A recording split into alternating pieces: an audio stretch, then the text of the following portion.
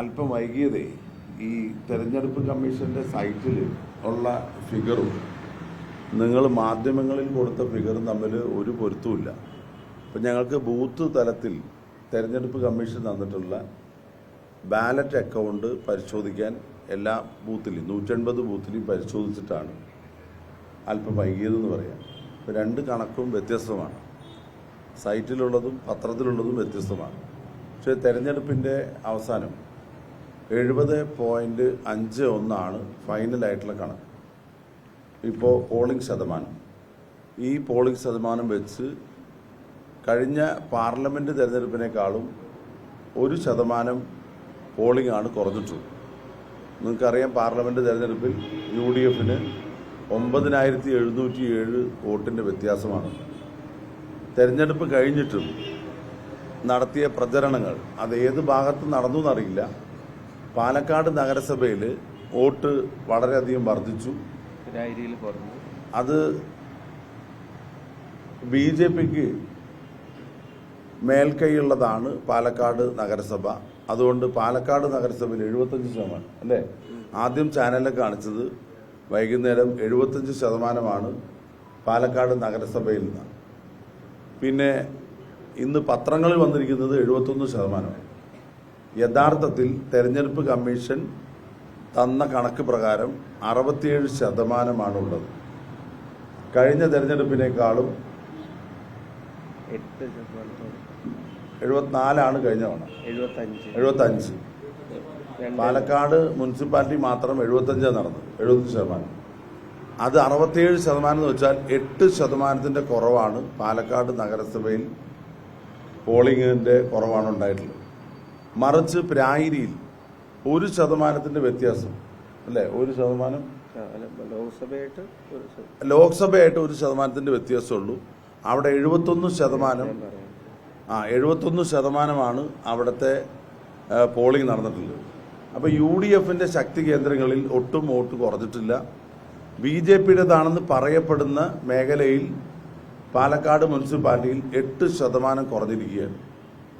മാത്തൂര് കണ്ണാടി പഞ്ചായത്തിലേക്ക് പോളിംഗ് വർദ്ധിച്ചിരിക്കുകയാണ്, ശതമാനം വർദ്ധിച്ചിരിക്കുകയാണ്. വോട്ട് കൂടിയതിനനുസരിച്ചുള്ള ഉയർച്ച പോളിംഗിൽ ഉണ്ടായിട്ടുണ്ട്. അപ്പോൾ UDFനെ സംബന്ധിച്ചിടത്തോളം ഞങ്ങൾ നല്ല ആത്മവിശ്വാസത്തിലാണ്. ഷാഫിക്ക് 2021 ലഭിച്ച ഭൂരിപക്ഷത്തെക്കാളും 2024 എനിക്ക് ലഭിച്ച ഭൂരിപക്ഷത്തിനേക്കാളും അസംബ്ലി തെരഞ്ഞെടുപ്പിനേക്കാളും പാർലമെന്റ് തെരഞ്ഞെടുപ്പിനേക്കാളും നല്ല ഭൂരിപക്ഷത്തിൽ UDF വിജയിക്കും എന്നുള്ളത് തന്നെയാണ് ഈ അവസാന കണക്കുകൾ പരിശോധിച്ചപ്പോൾ ഞങ്ങൾക്ക് ലഭിച്ചത്.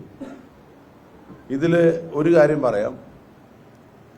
കഴിഞ്ഞ ഏതാനും ദിവസങ്ങളായി രാഷ്ട്രീയം കൃത്യമായിട്ട് ചർച്ച ചെയ്യാൻ കഴിഞ്ഞത് UDFന് വലിയ ഒരു നേട്ടമാണ്.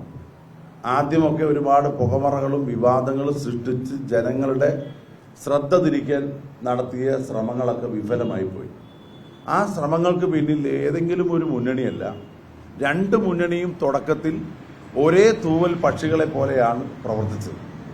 നിങ്ങൾക്കറിയാം, ഓരോ വിവാദങ്ങൾക്കും ഒപ്പം നിന്ന് കോൺഗ്രസിനെയും UDFനെയും ഒറ്റപ്പെടുത്താനാണ് ശ്രമം നടത്തിയത്. അതിലൊരു അജണ്ടയുണ്ട്. കേന്ദ്ര ഗവൺമെന്റിന്റെ ജനവിരുദ്ധ നയങ്ങൾ ഇവിടെ ചർച്ച ചെയ്യപ്പെടാൻ പാടില്ല. അതുപോലെ സംസ്ഥാന ഗവൺമെന്റിന്റെ ജനവിരുദ്ധ നയങ്ങൾ ഇവിടെ ചർച്ച ചെയ്യപ്പെടരുത്. അങ്ങനെ ഉണ്ടാക്കിയ വിവാദങ്ങളും പുകമറകളും അവസാനിച്ച് ജനങ്ങളുടെ പ്രധാനപ്പെട്ട വിഷയം ഉയർത്തി കാണിക്കാൻ നേരെ ചൊവ്വെ വളരെ സത്യസന്ധമായി വളരെ ആത്മാർത്ഥമായി ഒരു ദുരാരോപണം നടത്താതെ വളരെ ക്ലീനായിട്ട് തെരഞ്ഞെടുപ്പ് നടത്തിയ ഒരു ചാരിതാർത്ഥ്യത്തിലാണ് ഞങ്ങളുള്ളത്. ജനങ്ങളെ ബാധിക്കുന്ന, ജനങ്ങൾ നേരിടുന്ന പ്രശ്നങ്ങൾ, പൊതുസമൂഹം അറിയേണ്ട വിഷയങ്ങൾ, അത് രാഷ്ട്രീയമാണെങ്കിലും ദേശീയ സംസ്ഥാന രാഷ്ട്രീയമൊക്കെ ചർച്ച ചെയ്യാൻ ഈ തെരഞ്ഞെടുപ്പിന് കളമൊരുക്കാൻ UDFന് കഴിഞ്ഞു എന്നുള്ളതാണ്. ജനങ്ങളെ ഞങ്ങൾ വിശ്വാസത്തിലെടുത്ത് പ്രവർത്തിച്ചു എന്നുള്ളതാണ് ഞങ്ങളുടെ നേട്ടം. ആ നേട്ടം, ഈ ചർച്ചകളൊക്കെ ഈ തെരഞ്ഞെടുപ്പിൽ വളരെ കൃത്യമായി മനസ്സിലാക്കി ജനങ്ങൾ പോളിംഗ് ബൂത്തിൽ എത്തിയിട്ടുണ്ട്. അതിന്റെ ഏറ്റവും അനുകൂലമായിട്ടുള്ള ഒരു സാഹചര്യം UDFനാണുള്ളത്. ഞാൻ പ്രത്യേകമായിട്ട് പറയാൻ ആഗ്രഹിക്കുകയാണ്. കഴിഞ്ഞ തെരഞ്ഞെടുപ്പിലും ഭൂരിപക്ഷത്തെ സംബന്ധിച്ച് ഒരുപാട് ആശങ്കകളൊക്കെ ഉണ്ടായിരുന്നു. എന്നോട് മാധ്യമങ്ങളും സുഹൃത്തുക്കളൊക്കെ ചോദിച്ചപ്പോൾ വളരെ വ്യക്തമായ മറുപടി നൽകിയിരുന്നു. ഇത്തവണ പാലക്കാട് മുനിസിപ്പാലിറ്റി UDF മേൽക്കൈ ഉണ്ടാകും. 3 പഞ്ചായത്തിലും UDF മേൽക്കൈ ഉണ്ടാകും. ഏറ്റവും ചുരുങ്ങിയത് എൻ്റെ അഭിപ്രായത്തിൽ UDF ഏകദേശം കണക്കനുസരിച്ച് ഷാഫി പറയാൻ 5 അക്കമാണ്. ഞാൻ 12,000-നും 15,000-നും ഇടയിലുള്ള ഭൂരിപക്ഷം പ്രതീക്ഷിക്കുന്നു. തീർച്ചയായിട്ടും അതുണ്ടാകും. ഒരു സർവകാല റെക്കോർഡ് UDF സ്ഥാനാർത്ഥിക്ക് ഭൂരിപക്ഷത്തിന്റെ കാര്യത്തിലുണ്ടാകും. ശ്രീ രാഹുൽ മാങ്കൂട്ടത്തിൽ തെരഞ്ഞെടുക്കപ്പെടുക തന്നെ ചെയ്യും.